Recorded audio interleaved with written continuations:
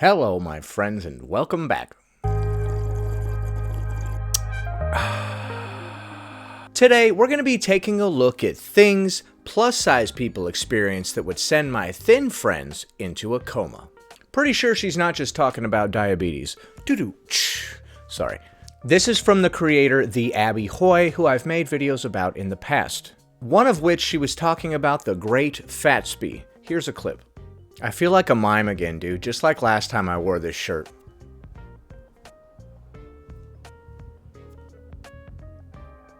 Pretty good, right? Sorry, I'm clearly delusional.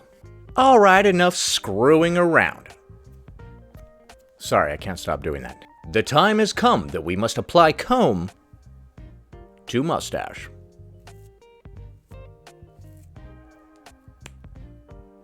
Things plus-size people experience that would send my thin friends into a coma. I got tagged in Callie's video to do my version of this trend, and I've seen other plus creators do it, so I wanted to give you my version of fat experiences that I think would send my thin friends into a coma. Okay, what if we did experiences that thin people have that would send obese people into a coma? Number 1, going up a flight of stairs. Right, I'm just kidding. I'm sure you guys fly right up and down those stairs like nothing. That's honestly the measure of health, though, isn't it? Have anybody that you know go up 5 flights of stairs with you and see if they get winded. If they get winded, you know, that's normal, you're out of shape. But if they get winded and cannot continue, like, if you can power through your windedness, then you're in somewhat normal shape, I would say. You're huffing and puffing, but you're still making it. I mean, you gotta push through, baby. Number 1, taking a bath like in an actual bathtub. This would send your thin friends into a coma, taking a bath in a bathtub. I've donated so many bath bombs and bathtub products because I feel like a lot of my thin friends really missed the science class day where they taught the lesson about like water displacement. What? Are you saying that you have to fill the tub to a very low level so that when you sit in it, it doesn't overflow? Packing in a carry-on is like such a luxury whenever people travel and they're like, just pack a carry-on. Here's like what a straight size pair of leggings looks like rolled up versus my... Okay, so this entire list could also be called several very good and valid reasons to lose weight. How to stop making life hard for yourself. They always think that they're making all these good points about like, look at all the difficulties that I have to go through. But it's really just proving the point that it would be beneficial to lose weight. Leggings, it takes up a lot more room in the suitcase. Number 3, safety equipment. Like, do you have any idea how difficult and expensive it is to buy a plus-size life jacket? Do I ever? No, I'm just kidding. I can literally not wear a seatbelt correctly because they are not designed or tested on fat bodies. And none of this is going to precipitate change from you, I see. Number 4, being a bridesmaid. Being a bridesmaid is so stressful because, like, even if the bride picks out a dress that doesn't come in plus size, like, the perception of you is that you don't like the bride enough to participate. And that happened to me. So you were going to be a bridesmaid, but you couldn't find a dress that matched everybody else's or whatever, because I think that's a thing they do, right? You guys all get the same kind of dress or something so it matches. And you not being able to find a dress that fits you was interpreted by the bride as you not caring enough to join the wedding. Yo, where's Abby, dude? She was supposed to be here 12 minutes ago. 12 and a half minutes, actually. I don't know, she said something about not being able to find a dress, and then she started crying.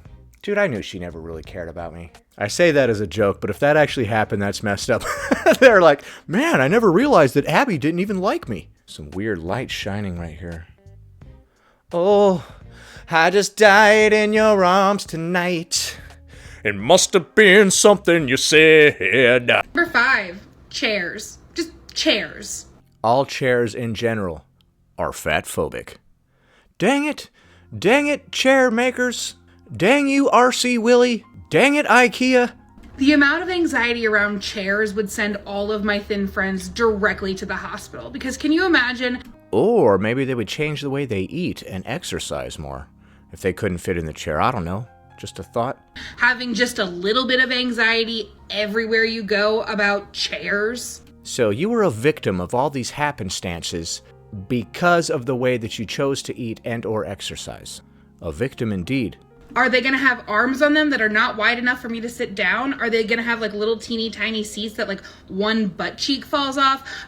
Dude, that reminds me of bicycle seats. The seat that a lot of bicycles come with is like so skinny, like a normal sized pair of buttocks cannot rest upon it. Are they going to be antique and they can't support my body weight? Dude, imagine that you go into an antique store and you sit on the chair and it crumbles underneath you and they're like, Queen Victoria owned that chair previously. It's a priceless artifact. What have you done? Chairs give me anxiety. See? Yo, if chairs give you anxiety, it's time to reevaluate your whole entire life, homie. Also, stools. Next up, trust falls. Trust falls? I remember that trend. Are you kidding me? I remember when that was a thing. You just walk in front of somebody and you go, trust fall, and you fall right onto them, dude. I would advise obese people to not partake in this particular activity for the safety of you and others. Because no, I do not trust you. I don't trust me either. I literally would trust somebody with my bank pin more than I would trust them to catch me if I fell backwards.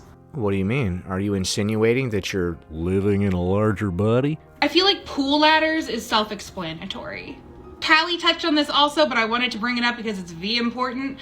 Going to the doctor, because literally no matter what is wrong with you, you could get hit by a car, you could get punched in the face by a clown, and a doctor would look at you and say, have you considered losing weight? Even if you got punched in the face by a clown. Doctor, you gotta help me. My hair is currently on fire. I am burning right in front of you, as you can see. Oh man, that does look rough. Have you considered losing weight? My skin is literally melting. And last, in my younger years of life, when a man would offer me a hoodie if I was like at his house and be like, don't worry, it's big, I would see my entire life flash before my eyes. And Oh, that's rough, man. Okay, I feel bad for you here. in that moment. Like, young man, how big do you think big is? Because I think it's not big enough for me. And then they try to like give it to you anyway and insist that it will fit. And then you do that weird thing where you just wear it over like your arms and boobs. What? You can just wear a hoodie over your arms and boobs?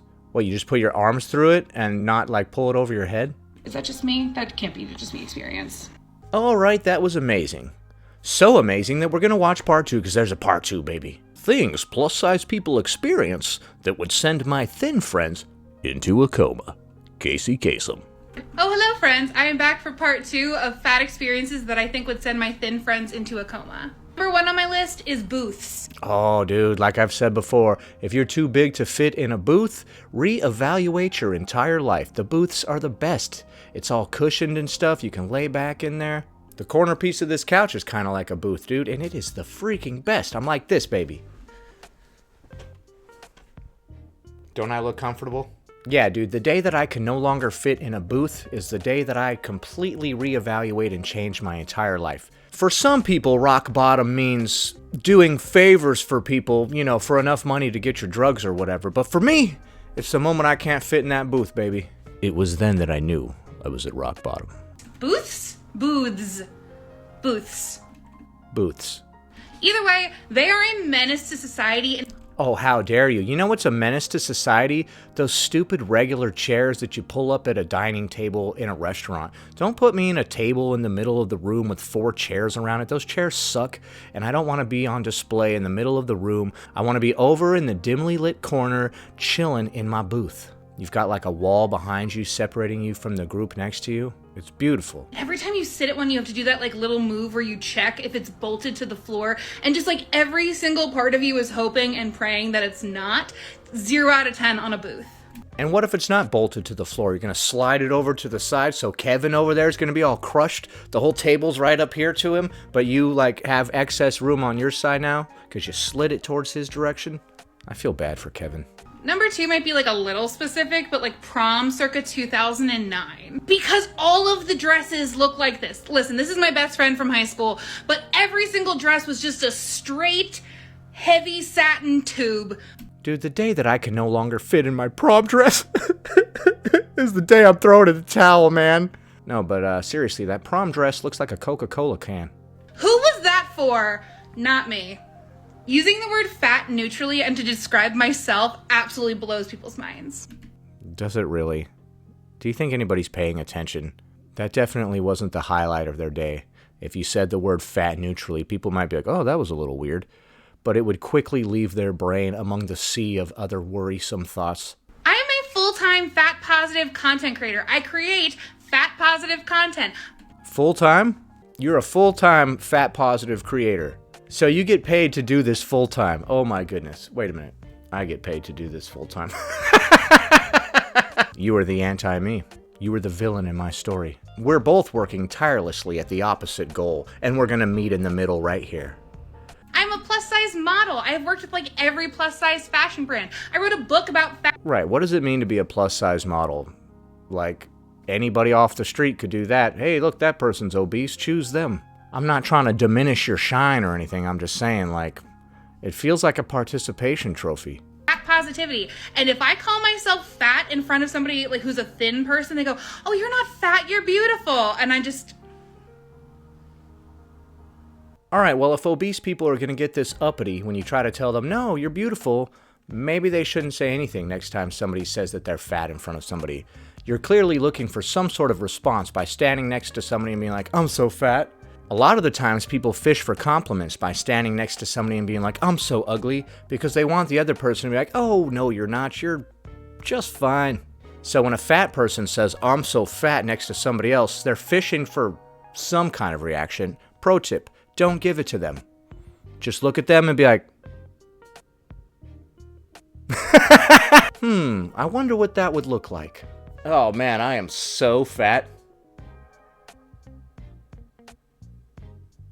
So anyway, about those bus tickets. Straight to a coma. Next up on my list is public bathrooms, because you're always taking a 50-50 gamble of whether it's gonna be like a really contemporary, clean, nice new bathroom or like a bathroom from the 70s. And I hate those so much because why are the toilet seats so small that my ass doesn't fit on it? Newer toilets are more accommodating for people living in a larger body. If you have to worry about your butt fitting on a conventional toilet seat, once again, this might be taken as some kind of warning sign. Why can I not like literally spread my legs wide enough in the stall to actually pee? I don't know, that's a good question. A good question you should be asking yourself. Why do my legs not fit inside the stall enough to spread them enough to actually pee? And why do I have to do that weird thing where I have to stand like 1 foot on either side of the toilet while I pull the swinging door, like the stall door by me and just squish my whole body? 0 out of 10 on germs. Gross. Next on my list is amusement parks because like I am still traumatized from when... Okay, so this entire list could just be called things that I ate myself out of being able to fit into. Or it could also be called warning signs that I might need to change my lifestyle. Red flags that should precipitate change would also be a good way of wording that. And I went on the 8th grade band trip to an amusement park and we were all on a ride and they couldn't close the harness over my very ample chest, which In 8th grade, I see. was ample even then. So they made me get up and trade spots with like one of the mean girls in front of everybody I was in 8th grade with. And like, I've literally never gone on a roller coaster again. Well, yeah, because you don't fit on them, correct? If you couldn't fit on them in 8th grade, why would you be able to fit on them now? Because most of these people have grown exponentially since their younger days, and they've been overweight their entire lives, but they just kept on getting larger and larger. All of the obstacles that presented themselves in front of you did not dissuade you from continuing down a very dangerous path. Almost like an addiction. You know, there's a lot of parallels here to a standard, regular addiction. This is like the most uniquely fat experience of all time, which is online dating, because every time that I have a fat friend go on a dating app, they pick a picture and they say, does this show that I'm fat? Because I don't want to pick a picture that makes me look like I might be thin. Oh yeah, is that what happens? Well, here's a pro tip. If you want to showcase a photo that shows you as you are, don't just show your face. Don't have it from this top-down angle, just showing your face with a pound of makeup on there. Cheekbones like freaking penciled in and all this type of stuff. The things they can do with makeup today, it's egregious. A lot of people are painting somebody else's face right over their face. You're like, who are you? Who is this person? In the morning when they get up, their entire face is left behind on the pillow. You look at it, looks like a clown face on the pillow. You're like, what the heck? Maybe show a full body photo from a distance. And then I show up and they say that I'm misleading or I catfish them or they're... Okay, well then you didn't show a photo that properly showed your size. If they said that you were catfishing them, do you think people are just making this stuff up? Really fat phobic to me. Like, I feel like my thin friends are not like picking out pictures and saying like, does this make me look fat? Because like I need a picture where I look fat. I'm actually gonna do like the next two of hospital gowns and medical equipment together because they're very related. But like when you go to a hospital or a doctor and they give you a gown and You can't fit in the gown either? Dude, those gowns are enormous. It's like a muumuu. it's just like the size of a pillowcase and I don't think it's the size of a pillowcase. I'm swimming in one of those gowns, dude. you just look at them and you're like, excuse me, ma'am, for who? Medical equipment is one that really grinds my gears because like how many times has somebody tried to put a blood pressure monitor on me and then gone, oh, it doesn't fit around your arm, let me get the thigh cuff. Okay, once again, these are more signs that you may be headed down a dangerous, self-created path. They go to put the cuff on there and you're just like, "Tah," and it just breaks. You might be super buff too, you never know. That could be a sign of buffness. I tell them to put it on there extra tight and I have my arm unflexed and then once it's on there I'm like, "Joosh." Oh my god, he's so buff. Oh, we don't have equipment big enough to deal with a man that buff. Sorry, I'm being weird again. Or like I've been put in gynecologist chairs that had a weight limit that was way under what I weigh despite the nurse looking right at me as she brought me into this room. And like a few months ago, my girlfriend was going to have surgery, and the day before her procedure, after like 5 consultations, her doctor was like, I actually don't know if we can perform the surgery because like you're too fat for laparoscopic needles to fit, like they're not long enough to go through your fat body. Well, maybe the doctor was hoping that she would have lost weight by the time the procedure came around, you know? The doctor's just like, all right, she's a little big now, but you know, it would be uncomfortable to bring it up. So hopefully she loses 40 pounds by the time she comes in here for her surgery. And then you show up, you're like, all right, I'm here for my surgery. And he's just like, yeah, about that. And I'm like, it is 2023. We haven't made longer laparoscopic needles like that. What if it was an emergency? It is 2023, dang it. So all of your needs should be met randomly. Everybody should go out of their way to rework the entire world around you and your physique because it is the current year. It is 2023. And we still don't have special parking in the front of the store for people with a mustache. Why? Why not, dude? It's 2023, my dudes and gals. Why? Eating in public or on the internet specifically is such a trip as a fat person because I'm not allowed to do that. I don't think anybody should be eating on the internet. Or in public for that matter. If I am elected president, I'm gonna ban public eating entirely. No, I'm just kidding. But why would you film yourself eating and upload it to the internet anyway? Whether you're thin or fat or whatever, why? Why do I need to watch your mouth masticate food? I could post myself eating anything near food and somebody would have something to say about it no matter what the context of the post was. Eating something near food? What, you mean like some chemical processed carb-laden garbage that's kind of like food? I made this video to talk about having an OCD meltdown, and as you can see, the food is not even really the point of this video, but there is a bowl of fresh, green food in front of me. Someone felt the need. Why did you make a video of yourself having a meltdown? Can we stop these videos that we see where people are crying on camera and stuff, like the one where Amber Lynn ate a cookie and then she started crying? If you want to film that because you're feeling whatever kind of way and you want to like have a reminder of that time that you broke down, that's cool. Don't upload it to the internet. Stop uploading yourselves crying on camera, looking for some weird sympathy or for people to pity you for whatever reason. It's really a terrible look, okay? Why would you embarrass yourself like that? I just don't get it. To comment this. Despite me having that bowl right in front of me and the video not being about the food but about the OCD, someone was like, that fat girl couldn't possibly want a salad. That's absurd. Musical theater costuming might be like specifically me, but I grew up doing theater, and I can't tell you how many times the director's wife had to make a special costume just for me that was a little bit different than everybody else's, and how much that sucked. So people have been going out of their way to accommodate you for quite a while, and you don't feel bad about the fact that she had to put in all this work to accommodate you because you couldn't fit into the normal stuff like everybody else. I'm not trying to be mean, but at what point are you constantly putting everybody else out and you start to feel bad about it? You're like, man, the way I was spilling into that other guy's seat on the airplane, the way that that person had to make a special costume for me, the way that they had to use the thigh cuff on my arm, The way that I make everybody else uncomfortable because I don't fit into the infrastructure that was created. You're not just putting yourself out, clearly, you're putting other people out. And some of these fat activists want us to go around reworking and rebuilding the entire world to suit them, and they have no sympathy, no empathy for that. It's all me, me, me. If you've never shared a futon with somebody and when they got up, you flipped the whole thing over, I don't believe you. Well, I mean, that has happened to me a couple times. What? No, of course it's never happened. I've been overweight before, but I've never been overweight to where, like, me and somebody else have to teeter-totter on whatever thing, and if they get up, the whole thing's gonna fly that way. Because like I've said, this list could be completely reworded to be like warning signs that you've gone completely off the rails and you need to reevaluate your entire life and make some changes. That's what I would call this list, but, you know, I'm just a guy. I'm just a dude being a guy. My skin is literally melting! If you enjoyed this video, please leave a like and subscribe if you're not already. Anyway, that about does it. Thanks for watching, commenting, liking, and subscribing. And I'll see you in the next one.